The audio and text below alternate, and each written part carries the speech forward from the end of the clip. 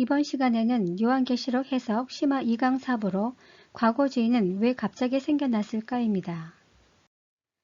결론부터 말하자면 과거주의는 미래주의의 반대 급부 차원에서 제기되었다고 볼 수 있습니다. 미래주의는 요한계시록의 주요 사건을 재림 직전부터 시작된다는 견해로 사도 요한으로부터 시작된 전천년설 해석의 근간입니다. 사도 요한은 AD 90년경 요한계시록 4장에서 22장까지 환상을 보고 난 이후 이 일은 금방 이루어질 것으로 이해했습니다. 왜냐하면 요한계시록 1장 1절에 속히 일어날 일, 1장 19절에 장차 될 일, 4장 1절 이후에 마땅히 될 일로 표현하고 있고 요한계시록 이후에 쓴 요한일서 2장 18절을 보면 지금은 마지막 때라고 말하고 있기 때문입니다. 사도 요한의 관점에서 보면 요한계시록의 주요 사건과 재림은 로마 박해 끝 무렵에 일어날 것으로 이해했고 결국 사도 요한은 미래주의 해석을 한 것입니다.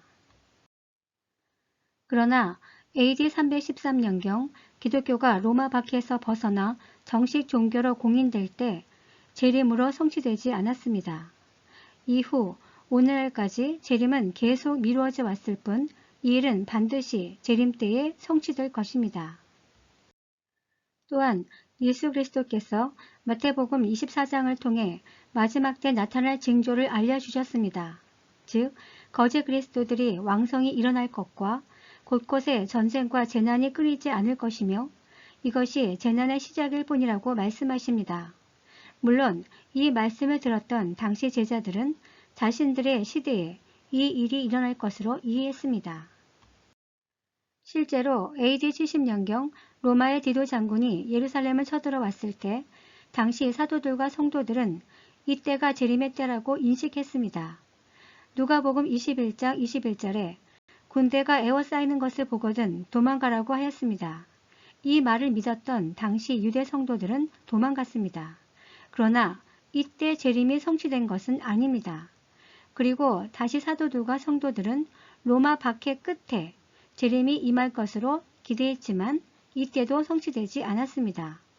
예수께서 마태복음 24장과 요한계시록에서 계시하신 재림의 징조는 모두 재림 직전에 나타나는 현상입니다.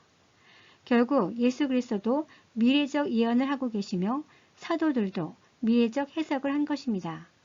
만약 무천년설의 주장대로 십자가 사건 때 요한계시록의 주요 사건들이 일어났다면 재림도 그때 성취되었어야 합니다. 그렇다면 사도 요한을 비롯한 사도들은 모두 극단적 종말론주의자인가요? 재림을 믿는다면 다양한 예단과 종말에 관한 예측은 자연스러운 현상이며 이것은 비판의 대상이 아닌 분별의 대상입니다. 반면 무천년설 해석의 근간이 되는 과거주의는 종교개혁 이후 교황을 적그리스도로 지목하는 종교개혁자들에 의해 교황권이 위협받는 시대적 상황과 배경에서 등장하게 됩니다. 1518년 루터의 종교개혁 과정에서 개신교가 로마 교황이 곧 적그리스도라고 특정하여 공격하기 시작했습니다. 당시 종교개혁가였던 루터, 칼빈, 존 낙스, 요한 웨슬리를 비롯한 교리문답에서도 로마 카톨릭의 교황을 적그리스도로 지목했을 정도로 신구교 간에 치열한 다툼이 있었습니다. 로마 카톨릭에서는 이에 대한 변증이 필요했는데 1614년 카톨릭 예수의 수사였던 루이스 델 알카자르는 묵시록의 신비한 의미에 대한 연구를 발표하게 됩니다. 이것을 과거주의의 시작으로 보는 견해가 있습니다. 그가 주장한 내용을 구체적으로 보면 요한계시록의 사건은 이미 1세기 로마 박해 때 이루어졌으며 특히 적그리스도는 로마 당시 네로 황제로 지목하면서 로마 카톨릭의 교황은 적그리스도가 될 수 없다고 설파했습니다. 특히 그는 재림의 경우 로마 박해를 끝으로 이미 성취되었으며 시 예루살렘 성은 로마 카톨릭이라고 주장하는 것이 그의 주된 내용입니다. 한마디로 요약하면 적그리스도는 로마 당시 네로 황제이기 때문에 로마 카톨릭의 교황은 적그리스도가 될 수 없다고 주장한 것입니다.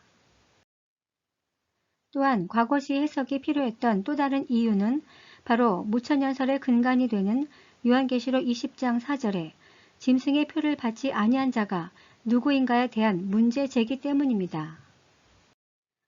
무천년설의 결론은 십자가 사건부터 재림까지를 천년왕국으로 봅니다. 그렇다면 십자가 사건 때 짐승의 표가 나타나야만 짐승의 표를 받지 아니한 자가 천년 동안 왕노릇하게 됩니다. 따라서 십자가 사건 때 실제 짐승의 표가 등장했다면 당연히 첫째 짐승도 등장해야 하고 둘째 짐승도 등장해야 합니다. 그렇다면 십자가 사건 때 첫째 짐승, 둘째 짐승, 짐승의 표는 누구인가? 라는 질문에 봉착하게 됩니다. 결국 무천년설은 로마 시대 때 첫째 짐승, 둘째 짐승, 짐승의 표가 무엇인지 밝혀야만 했고 이들이 지목한 인물이 바로 네로 황제였습니다. 문제는 이러한 무천년설의 과거주의 해석을 오늘날 개신교에서 더 적극적으로 수용한다는 점입니다. AD 410년경 어거스틴으로부터 출발한 무천년설은 AD 1500년경 종교개혁으로 인해 중대한 기로를 맞게 됩니다. 종교개혁 이후 전천년설이 다시 부활하여 개신교 중심으로 확대되었는데 이때 로마 카톨릭의 교황을 적그리스도로 지목하면서 두 학설 간 논쟁이 촉발되자 AD 1614년에 루이스 델 알카자르에 의해 과거주의가 등장하게 됩니다. 이때부터 개신교에 영향을 끼치기 시작합니다. 1900년을 기점으로 그 이전까지는 개신교 내에서 반발이 심했지만 그 이후부터 개신교에서 부분적 과거주의를 수용하기 시작했으며 오늘날에는 급진적 과거주의까지도 확산되는 추세에 있습니다. 오늘날 이러한 해석은 요한계시록을 중심으로 두드러지게 나타나는데 먼저 구약성경과 결부하여 상징으로 해석하고 로마 당시 문화, 풍설과 연결하고 요한계시록의 신적 권위를 약화시켜 로마 당시 유대 묵시 문학임을 강조하고 미래적 계시가 아닌 과거적 해석을 함으로써 교훈적 의미를 부여하여 실제가 아닌 상징적 사건으로 해석하는 등 그 정도가 점점 심해지고 있습니다. 오늘날 대표적으로 이필찬 교수와 현재 CBS에서 잘잘법 강사로 활동하고 있는 김학철 목사가 있습니다. 여기서 그는 요한계시록 저자는 사도 요한이 아니며 요한계시록 내에 틀린 문법들이 많고 요한계시록은 미래적 계시가 아닌 유대의 묵시 문학이라고 주장합니다. 특히 급진적 과거주의는 매우 위험합니다. 부분적 과거주의자는 교회 중심적 해석에 매료된 측면이 있어 단순 동조층으로 볼 수 있습니다. 그러나 급진적 과거주의자는 핵심 주도층으로 볼 수 있으며 무엇보다 재림에 관해 철저한 가면을 쓰고 있으며 실제 무천년설의 최종 목적지가 무엇인지 숨기면서 목회자와 성도들을 미혹하고 있습니다. 급진적 과거주의의 핵심은 다니엘 7장 13절, 마태복음 24장, 마가복음 13장, 누가복음 21장, 요한계시록 1장 7절에서 8절, 여기에 등장하는 재림을 모두 승천으로 재해석하고 있습니다. 표면적으로 재림이 없다라고 주장하지는 않지만 그 실체를 들여다보면 재림이 없다고 주장하는 것입니다. 그리고 이를 기반으로 기존의 전통적 개념을 재해석하여 천국은 죽어서 가는 것이 아닌 하나님의 통치 안에 있으며 교회가 곧 천국이라고 합니다. 그리고 영생은 영원히 사는 것을 의미하지 않으며 구원은 예수 외에도 구원이 있다고 하며 지옥은 불구덩 속이 아닌 끝없는 공허함이며 심판과 환난은 없다고 주장합니다.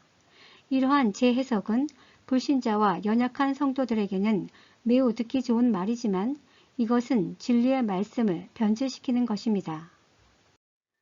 대표적인 급진적 과거주의자들을 살펴보면 미국의 경우 목적이 이끄는 삶의 저자인 릭 워렌 목사가 있고 브라이언 맥라렌이 이끄는 이머징 교회와 톰 라이트 등이 있습니다. 한국의 경우 이피찬 교수와 윤재더 소장 등이 있습니다. 예를 들어 브라이언 맥라렌 목사가 쓴 모든 것이 바뀌어한다라는 책의 내용 일부를 살펴보면 그리스도의 재림이라는 표현은 실제로 성경에 없다. 이 표현이 언급하는 교리는 제고될 필요가 있다. 우리는 재림이 폭력과 살인과 장악과 영원한 고통으로 특징되어지는 재림을 향해 문을 열게 된다. 이러한 폭력적인 재림을 말하는 종말론적 이해는 우리에게 결국 하나님마저도 폭력과 강요를 사용하지 않고는 이 세상을 고치시는 것이 불가능하다는 믿음으로 이끈다. 이와 같이 재림을 믿는 교리는 초림에 오신 온유하신 예수를 속임수를 쓰는 예수가 되게 하더니 가짜 메시아로 만들고 마침내 초림의 온유한 예수를 재림 시에는 지아드 예수에 의해 대치하였다. 라고 이 책에서 주장하고 있습니다. 또한 이필찬 교수의 요한계시록 1장 해석의 예시를 보면 모든 성경과 주석은 미래적 관점으로 해석되어 있습니다. 그런데 이필찬 교수는 과거적 관점으로 해석합니다. 즉 1장 1절의 경우 예수 그리스도의 계시를 예수 그리스도에 관한 계시로 그리고 곧 되어져야만 하는 일들을 이미 이루어진 일에 대한 긴박한 표현으로 1장 3절에 나오는 예언이라는 의미를 미래적인 것이 아닌 하나님 나라의 뜻과 계획으로 또한 그때가 가까이 오미라를 이미 하나님 나라가 왔다는 것을 뜻한다고 주장하며 1장 7절에 그가 구름을 타고 오신다를 그가 구름을 타고 가셨다. 즉 승천으로 해석하고 있습니다. 그를 찌른 사람들을 그를 고통스럽게 한 사람으로 모든 그리스도인을 지칭한다고 주장합니다. 결국 이러한 급진적 과거주의의 최종 목표는 무엇일까요?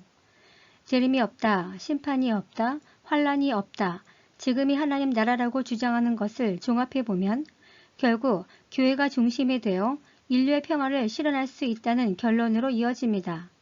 이 메시지는 인간이 중심이 되어 인류 평화를 성취할 수 있다라고 미혹하는 사단의 메시지와 동일하며 여기에 두 연결고리가 생깁니다.